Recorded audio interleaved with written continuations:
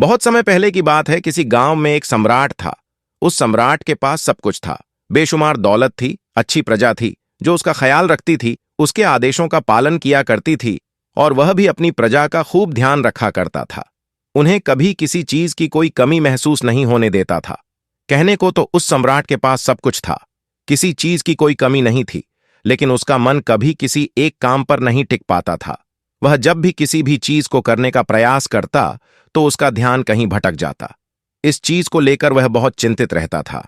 कई बार वह अपने बगल के राज्य के राजाओं से भी मिला था और सभी ने उसे अलग अलग राय दी थी।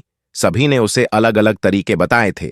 जो भी तरीके उस सम्राट ने सुने थे, उन तरीकों को अपने जीवन में उतारा, लेकिन उन उपायों से उसे कोई लाभ ना मिला, जिसके कारण वह हमेशा चिंतित रहता, परेशान रहता।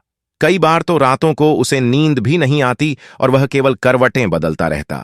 एक दिन सम्राट के कानों तक एक बात पहुंची कि उसके राज्य में एक ऐसा असाधारण व्यक्ति है जिसके शब्द अनमोल है, जिसके एक एक शब्द में जीवन का रहस्य छुपा है, जीवन का सत्य छुपा है। और उस व्यक्ति से मिलने के लिए लोग दूर दूर से आते हैं, क्योंकि हर व्यक्ति की समस्या का समाधान वह बहुत ही सरलता और आसानी से करता है।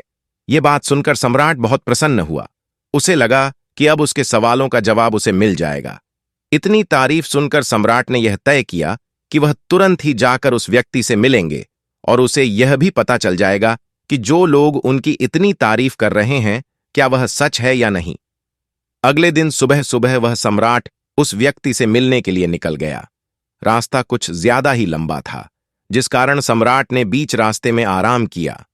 वहां पर उपस्थित हर कोई उस व्यक्ति के बारे में जानता था। जब सम्राट ने उनसे उस व्यक्ति के बारे में पूछा तो वे लोग उस असाधारण व्यक्ति की खूब तारीफ कर रहे थे। तभी सम्राट ने सोचा कि लगता है यह व्यक्ति बहुत बुद्धिमान है, बहुत ज्ञानी होगा और प्रभावशाली व्यक्ति होगा, अन्यथा हर कोई उसकी इतनी तारीफ नहीं करता। जरूर ही उस व्यक्ति में ऐसी कोई बात अवश्य है जिसके कारण हर कोई उन्हें जानता है और उनकी तारीफ कर रहा है। उस व्यक्ति की तारीफ सुनकर सम्राट के मन में उस व्यक्ति से मिलने की उत्सुकता और अधिक हो गई।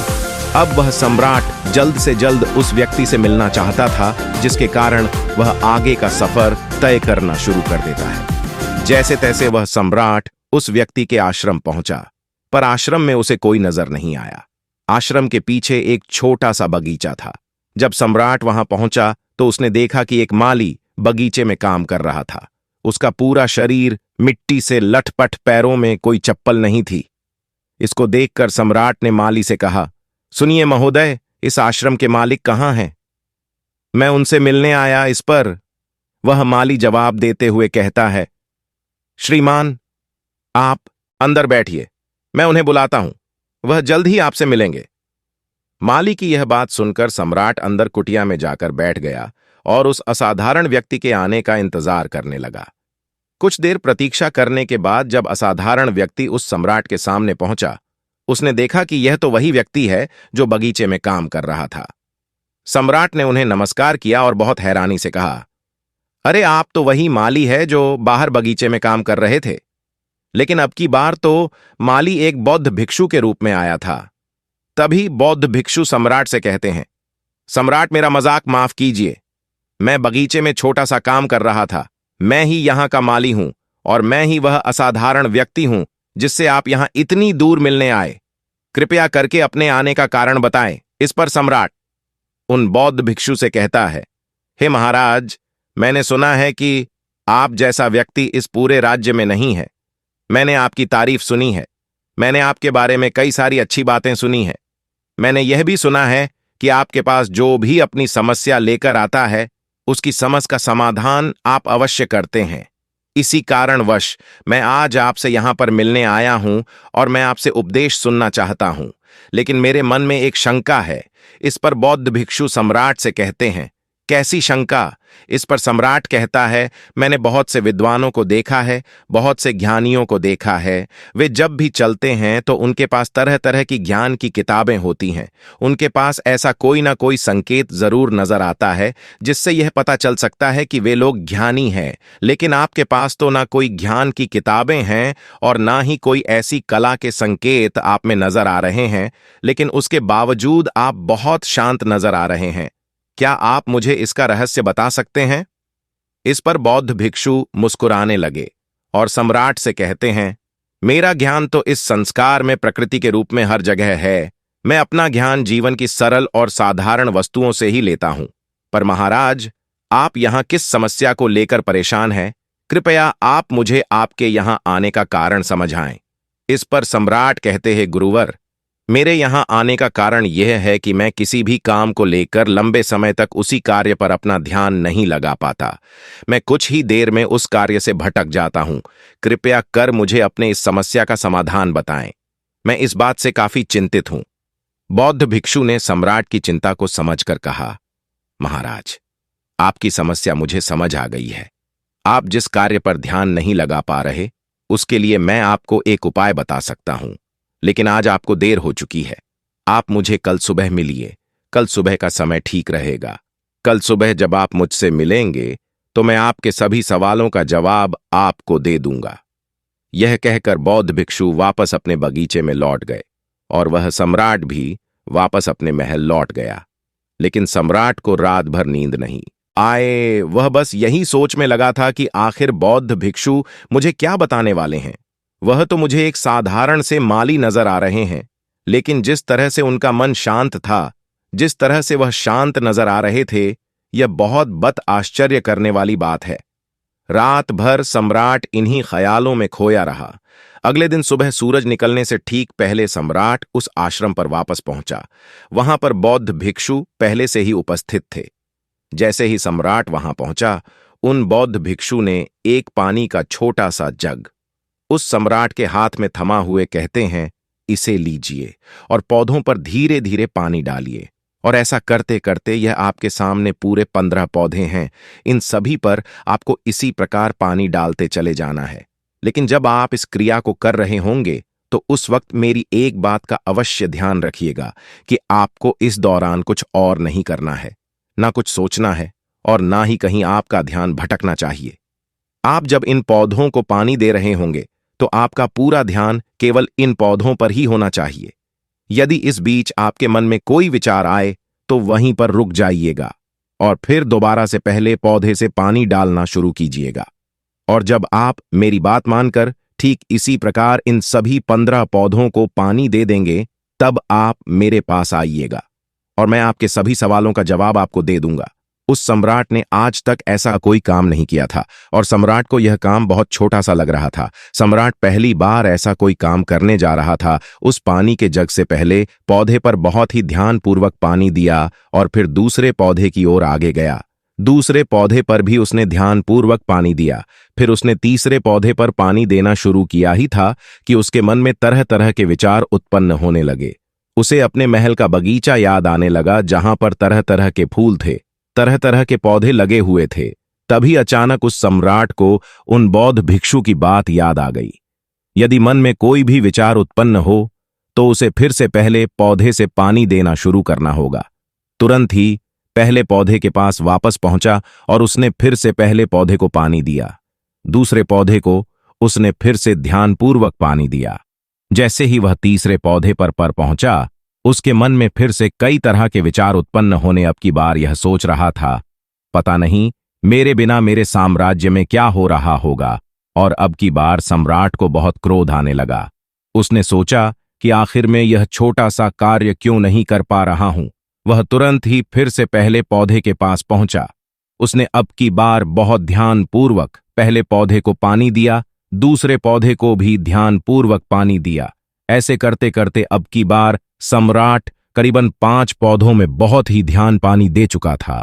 लेकिन अब की बार जैसे ही उसने छठे पौधे पर पानी देना शुरू किया, उस पानी को देखकर सम्राट के मन में नदी के विचार उत्पन्न होने लगे और सम्राट अब बहुत परेशान हो चुका। था जितनी बार वह पौधों को पानी देने का प्रयास करता है, हर बार वह असफल हो जाता। उसका मन उतना ही ज्यादा व्याकुल होता जाता और वह खुद पर क्रोधित हो जाता है। सम्राट यह बात बहुत अच्छी तरह से जानता था कि वह भिक्षु उसकी परीक्षा ले रहे हैं। वह बहुत बुद्धिमान था, इस कारण उसने उन बौद्ध भिक्षु के सभी नियमों का पालन करना जरूरी समझा। सम्राट जितनी बार भी कोशिश करता है, हर बार वह असफल हो जाता। उसका मन उतना ही ज्यादा व्याकुल होता जाता है, हमेशा खुद को किसी न किसी विचार में उलझा हुआ पाता। ऐसे ही करते करते सुबह से शाम का वक्त हो चुका था, लेकिन अब तक वह सम्राट पूरे 15 पौधों में पानी नहीं दे पाया था। जब बौद्ध भिक्षु लौटकर शाम को वापस आश्रम लौटे तो उन्होंने देखा कि वह सम्राट थक हार कर बैठा हुआ है और तरह तरह की बातों में उलझा हुआ है। तभी बौद्ध भिक्षु सम्राट के पास पहुंचे और कहने लगे, हे सम्राट, मैं तुम्हारी ईमानदारी से बहुत खुश हूं। तुमने अपने कार्य को पूरे मन और लगन के साथ करने का पूरा प्रयास किया, इसलिए जो बात मैं तुम्हें बताने जा रहा हूं उसे बहुत ही ध्यानपूर्वक सुनना और समझने का प्रयास करना। जब हमारा मन विचारों से खाली हो जाता है, तब उसमें मन का असली स्वरूप नजर आता है। तब साधारण से साधारण सा काम भी हमें ज्ञान और शांति देता है। इस पर सम्राट उन बौद्ध भिक्षु से कहता है, हे महाराज, पर यह कैसे संभव है? मैं तो जब भी कोई कार्य करता हूं तो मन में कई तरह के विचार उत्पन्न होते हैं और मैं उन विचारों में फंस कर रह जाता हूं और वहां से बाहर निकलने का कोई रास्ता मुझे नजर नहीं आता।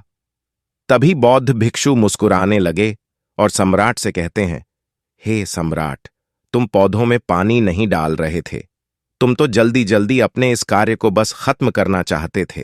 तुम्हारे मन में तो यह विचार उत्पन्न हो रहा था कि तुम जल्दी से जल्दी इन 15 पौधों में पानी दे दो और उसके बाद तुम मुझसे मिल सको, मुझसे अपने प्रश्नों का उत्तर जान सको।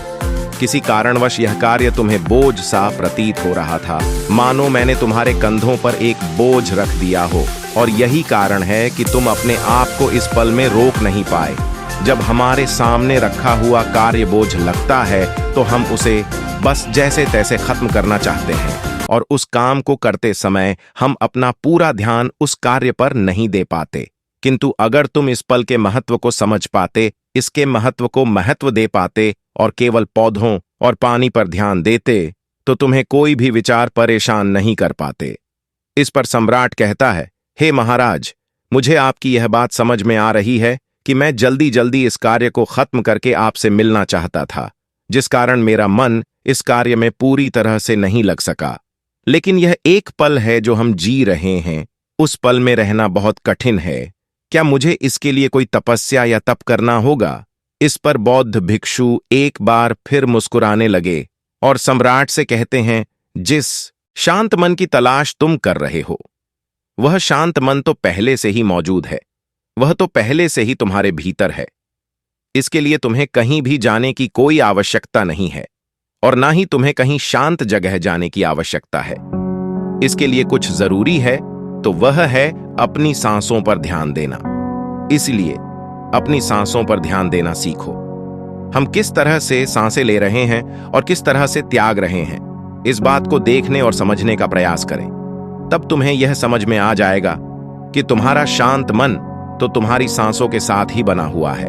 उसके बाद तुम चाहो तो कोई भी कार्य करते वक्त भी अपनी सांसों पर ध्यान दे सकते हो। जब तुम कहीं चल रहे हो, कोई ऐसा कार्य कर रहे हो, तो तुम्हें अपनी सांसों पर ध्यान देना चाहिए, या कोई भी ऐसी क्रिया जो तुम्हें वर्तमान से बांधे रखें। इसका एक और तरीका है, 2-4 मिनट अपने आसपास की प्रकृति पर गौर करो। देखो कि क्या चल रहा है तुम्हारे आसपास, इससे तुम वर्तमान में आ जाओगे। फिर तुम अब कार्य को जल्दी जल्दी बस यूं ही खत्म नहीं करके उसे पूरे मन से करने का प्रयास करो, जिससे तुम्हारा मन एकाग्र होगा। और जब तुम्हारा मन एकाग्र होगा तो तुम चाहे कोई भी कार्य क्यों ना करो, फिर चाहे वह छोटा हो या बड़ा, तुम्हारा मन उसमें पूरी तरह से विलीन हो जाएगा और वह कार्य ही तुम्हें शांति और ज्ञान भी प्रदान करेगा। ऐसे समय पर हमारे मन में किसी प्रकार के कोई विचार उत्पन्न नहीं हो पाते, और जब हम ऐसा करते हैं तो कर्ता और कर्म एक हो जाते हैं और हमारे भीतर की जो शांति है वह प्रकट होने लगती है। हम उसमें मग्न हो जाते हैं। इसे तुम चाहे तो आनंद कह सकते हो या फिर वर्तमान में जीना कह सकते हो, और यह अवस्था सरलता से प्राप्त भी कर सकते हो। बस तुम्हें केवल अभ्यास करना होगा। बौद्ध भिक्षु सम्राट से कहते हैं, जो मन मुश्किलों में शांत रहता है, मुश्किलों से भागता नहीं है, केवल सचेत रहता है, वह मन हर परेशानी को पार कर सकता है, हर दुविधा से बाहर निकल सकता है। सम्राट को उन बौद्ध भिक्षु की यह सारी बातें समझ में आ चुकी थीं। उसने उन बौद्ध भिक्षु को प्रणाम किया और वहां से वापस वह अपने राजमहल लौट आया। उसने अपनी सांसों पर ध्यान देना शुरू किया और धीरे धीरे इस निरंतर अभ्यास के कारण वह अपने हर कार्य को ध्यान और मन लगाकर किया करता था, जिससे उसे असीम शांति मिलती थी और वह छोटे छोटे कार्यों से भी ज्ञान प्राप्त कर लेता था। इसीलिए दोस्तों, कभी किसी कार्य को बोझ मानकर मत कीजिए, क्योंकि यदि आप उसे बोझ मानेंगे तो जल्दी उसे आप अपने ऊपर से उतारने का प्रयास करेंगे, अर्थात उसे जल्दी खत्म करने का प्रयास करेंगे। लेकिन इस प्रयास के दौरान आप जो भी कार्य करेंगे वह पूरे मन और लग्न से नहीं हो पाएगा, और ऐसे में आप उस कार्य को जो अंजाम देना चाहते हैं, हो सकता है कि आप उसे अंजाम भी ना दे सके, और इसी कारणवश आपके मन में तनाव भी पैदा हो जाता है। हम चिंतित रहने लगते हैं, परेशान रहने लगते हैं, क्योंकि जो अंजाम हम उस कार्य को देना चाहते थे, अंजाम हम उस कार्य को ना दे सके। और हम में से अधिकांश लोग यही गलतियां करते हैं। जब उन्हें कोई कार्य सौंपा जाता है तो वह उस कार्य को करने का प्रयास तो करते हैं, लेकिन वह चाहते हैं कि वह कार्य कितनी जल्दी खत्म हो जाए, और वह उस कार्य को करते वक्त अपने आप को वहां नहीं रख पाते, बल्कि उनका मन तो कहीं और ही भटकता रहता है, जिससे हमारा मन हम पर हावी होने लगता है। हमें तरह तरह के विचार दिखाता है और हम उन विचारों में डूबते चले जाते हैं। हम उन विचारों में फंसते चले जाते हैं और फिर वहां से हमें निकलने का कोई रास्ता नजर नहीं आता, जिससे हमारे मन में तनाव पैदा होने लगता है। हम बहुत परेशान रहने लगते हैं। हम चाहकर भी किसी कार्य को नहीं कर पाते, और जो कार्य हमें वर्तमान की ओर ले जा सकता था, उस दरवाजे को हम खुद ही बंद कर देते हैं, क्योंकि वह कार्य हमें बोझ लगने लगता है। इसलिए जब भी आप कोई कार्य शुरू करना चाहते हैं तो उससे पहले अपना पूरा ध्यान अपनी सांसों पर केंद्रित करें, और फिर आप चाहे तो अपने काम के दौरान भी अपनी सांसों पर अपना ध्यान लगाए रख सकते हैं। और यही सांस का जो ध्यान है, यह आपके काम के ध्यान में परिवर्तित हो जाएगा, और इस कार्य में जो भी कठिनाइयां उत्पन्न हो रही हैं, उसे आप पल भर में सुलझा देंगे। फिर चाहे कैसी भी विपरीत परिस्थितियां आपके सामने क्यों ना आ जाए, आप उस कार्य को पूरे मन और लगन के साथ पूरा करके ही रहेंगे।